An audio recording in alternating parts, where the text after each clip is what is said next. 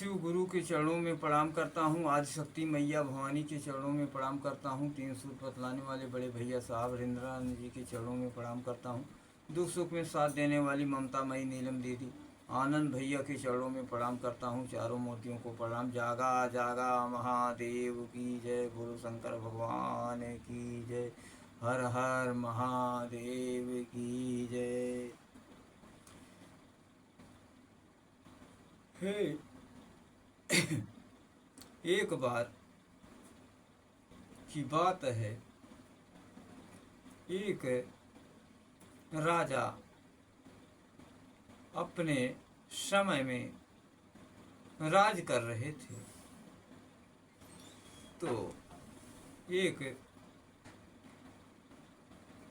ब्राह्मण कुल में जन्म लिए और उन्हें बार बार भगवान शिव की आराधना करने की मन से उज्जवल हो कैलाश पर्वत के जाकर कैलाश पर्वत पे बैठकर भगवान भोलेनाथ कंगड़ा के धाम भगवान भोलेनाथ की पूजा पाठ करने लगे।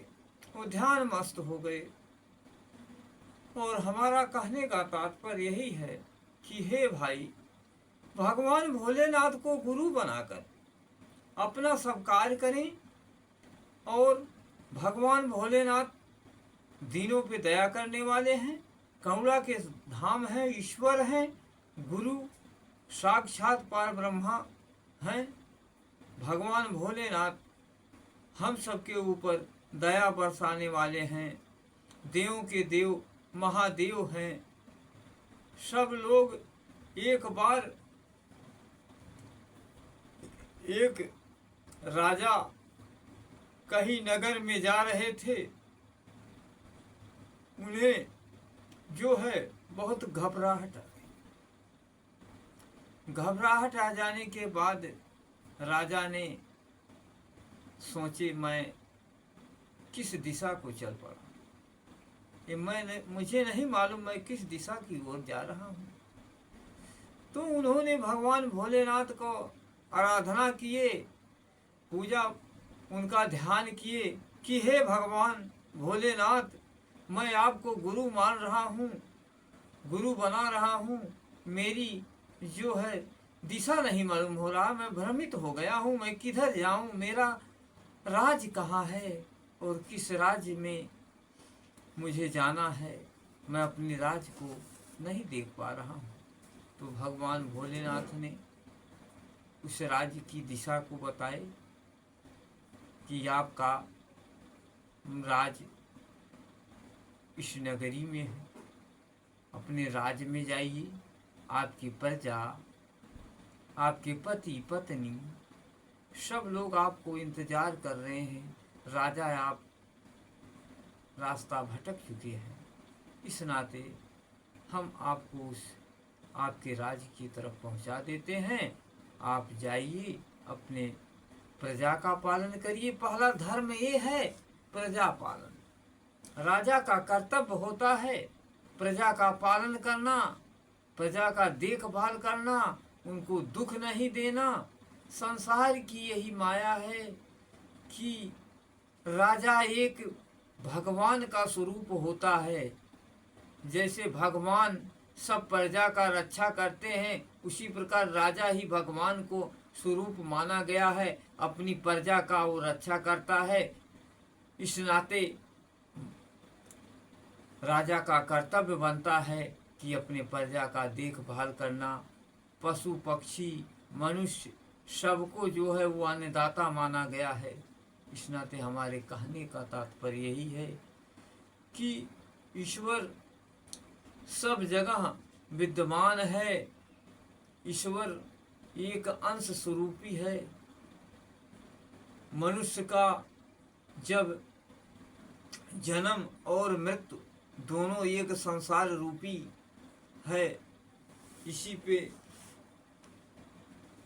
जो है मनुष्य अपने जीवन को कृतार्थ करता है। मनुष्य अवतार बार बार नहीं मिलता है, बड़े भाग से मनुष्य योनि मिलती है।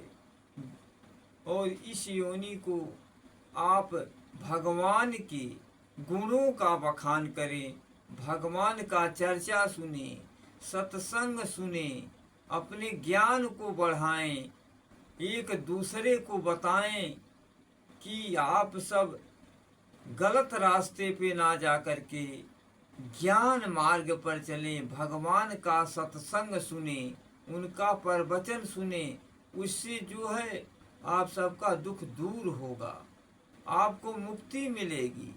हमारे कहने का तात्पर्य यही है, हमारे कहने का मतलब यही है कि आप सब भगवान को, भोलेनाथ को गुरु बना करके, गुरु ब्रह्मा गुरु विष्णु गुरु देवो महेश्वरा गुरु साक्षात पार ब्रह्मा तस्मै श्री गुरुवे नमः। गुरु ही ब्रह्मा है, गुरु ही विष्णु है। भगवान भोलेनाथ को जिस ही रूप में आप बुलाएंगे उस रूप में आएंगे। अगर आप उन्हें पिता के रूप में बुलाएंगे तो पिता के रूप में आएंगे, अगर गुरु के रूप में बुलाएंगे तो गुरु के रूप में आएंगे, अगर ईश्वर के रूप में बुलाएंगे तो ईश्वर के रूप में आकर के आपका जो है भार सौंप देंगे। तो एक भजन है,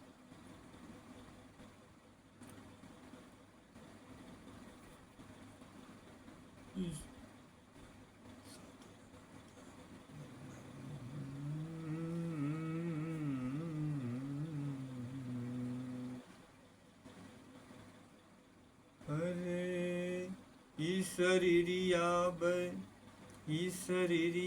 है माटी की मूरत, ईश्वरिया है माटी की मूरत। अरे बूंदे पड़े गल जाई, शिव जी से नैया लगैबै, सफल आपन जीवन बनैबै। ईश्वरिया है माटी की मूरत, बूंदे पड़े गल जाई, शिव जी से नैया लगैबै, सफल आपन जीवन बनैबै। ईश्वरिया है लकड़ी की मूरत, ईश्वरिया है लकड़ी की मूरत, आगे लगे जल जाई, शिव जी से नैया लगैबै, सफल आपन जीवन बनैबै। ईश्वरिया है आगे की मूरत, आगे लगे जल जाई, शिव जी से नैया लगैबै, सफल आपन जीवन बनैबै। ईश्वरिया है मिट्टी की मंदिर, ईश्वरिया है मिट्टी की मंदिर, आगे लगे जल जाई, बूंदे पड़े जल जाई, शिव जी से नैया